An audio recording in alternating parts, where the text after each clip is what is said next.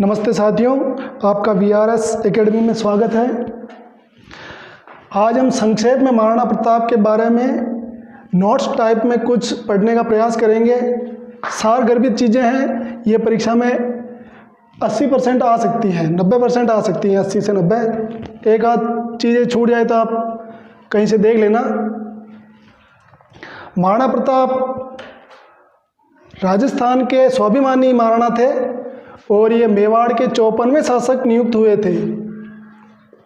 मेवाड़ के 54वें नंबर के शासक नियुक्त हुए थे। इन्हें मेवाड़ रक्षक कहा जाता है, मेवाड़ का केसरी कहा जाता है, मेवाड़ केसरी, मेवाड़ का शेर, और इन्हें साहित्यिक रचनाओं में पाथल की उपाधि दी गई है। पाथल शब्द महाराणा प्रताप के लिए हमारे साहित्य ग्रंथों में पाथल शब्द का प्रयोग किया गया महाराणा प्रताप के लिए। महाराणा प्रताप के पिताजी थे उदय सिंह जी और इनकी माताजी का नाम है जयवंता बाई। जयवंता बाई और उदय सिंह के परिवार से थे महाराणा प्रताप। इनके बचपन का नाम कीका है। बचपन में सभी इन्हें कीका कहकर पुकारते थे और इनका सर्वाधिक बचपन राजसमंद जिले में गुजरा था। सर्वाधिक इनका बचपन गुजरा था राजसमंद जिले के अंदर। महाराणा प्रताप का फर्स्ट बार राज्याभिषेक हुआ था उनके पिताजी के देहांत, उदय सिंह जी के देहांत के बाद सन 1572 के अंदर 1572 के अंदर इनका फर्स्ट राज्याभिषेक हुआ था। तब ये 32 वर्ष के थे। फर्स्ट राज्याभिषेक गोकुंदा में हुआ 1572 को, जब ये 32 वर्ष के थे, और इनका जन्म हुआ था 9 मई 1540 और इनकी मृत्यु हुई थी 19 जनवरी 1597 को। 19 जनवरी 1597। तो 1597 से 1540 निकालेंगे तो ये 57 वर्ष इनकी उम्र आ जाएगी। 57 वर्ष के ये थे। कुल मिला के इन्होंने इस धरती पर 57 वर्ष का जीवन जिया और वो भी पूरी स्वाधीनता के साथ, स्वाभिमानी प्रवृत्ति के साथ इन्होंने अपने 57 वर्ष पूर्ण किए थे। पहला राज्याभिषेक इनका 1572 में हुआ गोकुंदा के अंदर, और व्यवस्थित रूप से इनका राज्याभिषेक दूसरी बार हुआ कुंभलगढ़ के अंदर। सेकंड बार कुंभलगढ़ में हुआ व्यवस्थित रूप से, और इन्हें युवराज का खिताब दिया गया था। युवराज का खिताब किन्हें दिया गया था? महाराणा प्रताप को।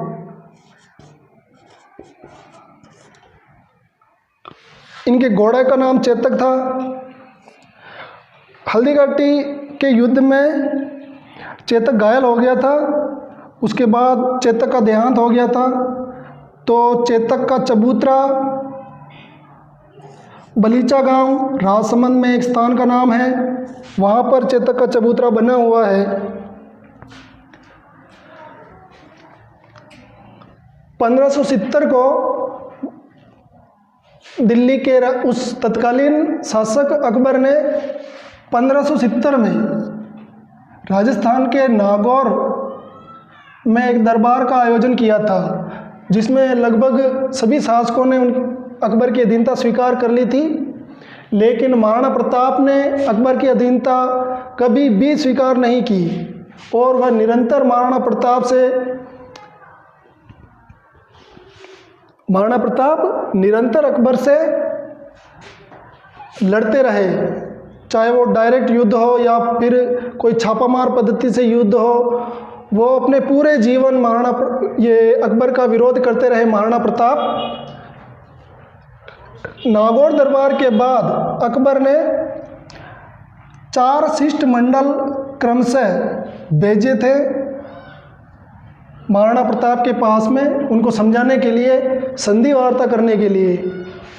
अकबर ने सबसे पहले भेजा जलाल खां कोरची को सन 1572 के अंदर। जलाल खां कोरची महाराणा प्रताप को समझाने में असफल रहा था।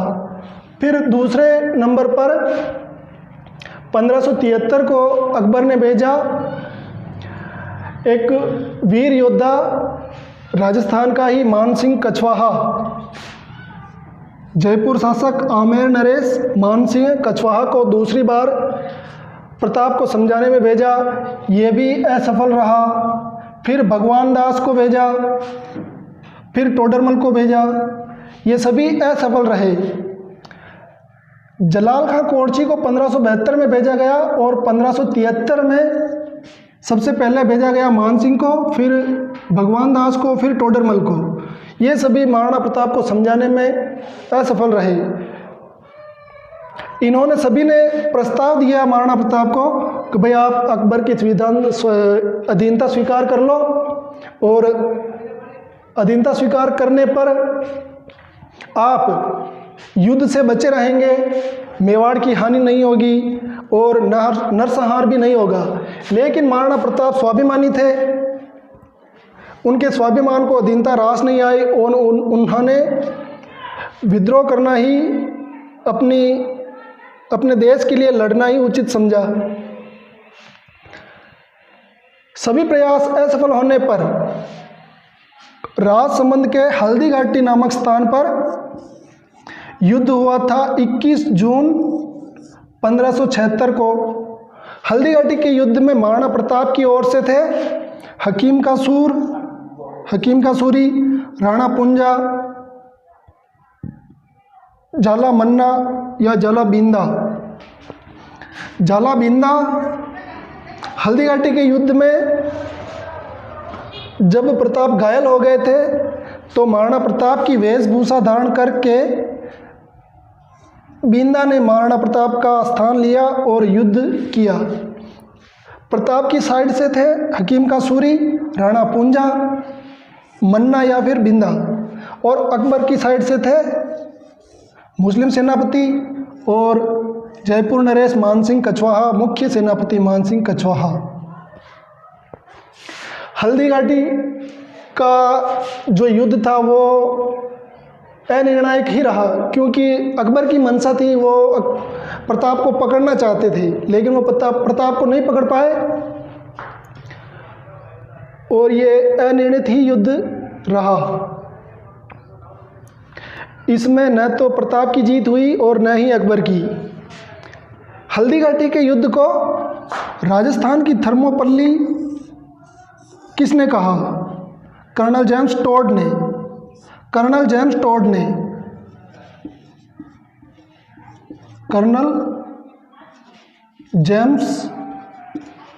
टोड ने राजस्थान की थर्मोपल्ली कहा हल्दी घाटी के युद्ध को, और वहीं हल्दी घाटी के युद्ध को खमनोर का युद्ध कहा अबुल फजल ने। अबुल फजल की ही एक रचना है अकबरनामा। हल्दी घाटी के युद्ध को ही गोकुंदा का युद्ध कहने वाले महारथी का नाम है बदायूनी, जिसने मुंतखाब उल तवारीख की रचना की। मुंतखाब उल तवारीख में बदायूनी ने हल्दी घाटी के युद्ध को गोकुंदा का युद्ध कहा। ये उस टाइम हल्दी घाटी के युद्ध में था और आंखों देखा इसने वर्णन किया है हल्दी घाटी के युद्ध का। ये अनिर्णायक युद्ध रहा। ये मत है गोपीनाथ शर्मा का। गोपीनाथ शर्मा इसे अनिर्णायक युद्ध कहते हैं। हल्दी घाटी के युद्ध में कुछ हाथियों ने भी भाग लिया था, जिसमें लूणा, राम प्रसाद, गजराज, गजमुक्त, रनमदार, सोनू थे। लूणा और राम प्रसाद ये महाराणा प्रताप की साइड से थे। गजराज और गजमुक्त ये थे अकबर की साइड से, मानसिंह कछवाहा की साइड से। 21 जून 1576 को हल्दी घाटी युद्ध के अनिर्णित रहने पर अकबर ने फिर प्रताप की ओर ध्यान नहीं दिया। ध्यान नहीं देने पर महाराणा प्रताप ने इसे अपनी सेना को सुदृढ़ करने में लगा दिया। फिर 1582 में दिवेर का युद्ध हुआ महाराणा प्रताप और अकबर की सेना के मध्य। दिवेर के युद्ध को मेवाड़ का मैराथन कर्नल जेम्स टोड ने कहा है। कर्नल जेम्स टोड ने दीवेर के युद्ध को मेवाड़ का मैराथन कहा और हल्दीघाटी के युद्ध को क्या कहा? राजस्थान की थर्मोपल्ली या फिर मेवाड़ की थर्मोपल्ली।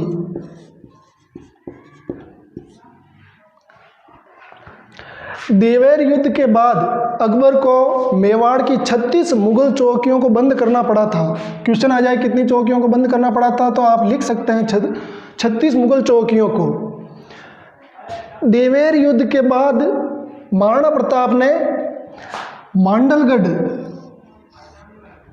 मेवाड़ रियासत में एक स्थान है मांडलगढ़, और मेवाड़ रियासत का मुख्य स्थान चित्तौड़गढ़, इन दो के अलावा मेवाड़ की लगभग संपूर्ण जगह पर, संपूर्ण रियासत पर प्रताप ने अधिकार कर लिया था। अंतिम समय में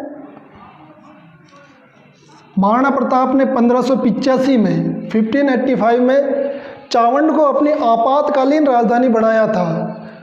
अकबर बार बार युद्ध करता था, तो प्रताप ने चावंड जो पहाड़ियों से गिरा है और एक दुर्गम स्थान पर बसा हुआ है, इसलिए अकबर के जो सैनिक है वहाँ आसानी से नहीं पहुँच सकते थे।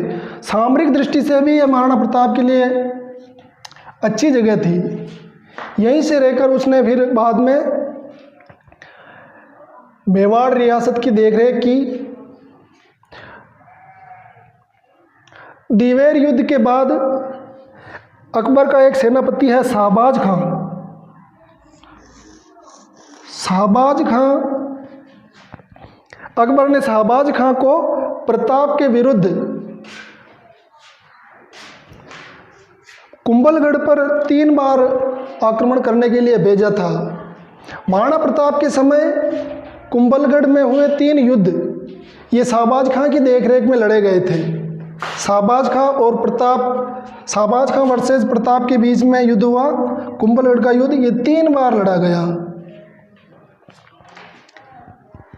महाराणा प्रताप का देहांत हो गया था 1597 में। 19 जनवरी 1597 को महाराणा प्रताप का देहांत हो गया था। उनका दाह संस्कार उदयपुर में किया गया। गांव का नाम निकल करके आता है बांडोली। बांडोली गांव में उनका दाह संस्कार किया गया। बांडोली के पास में ही एक खेजड़ बांध है जहां पर उनकी 8 खंभों की छतरी बनी हुई है।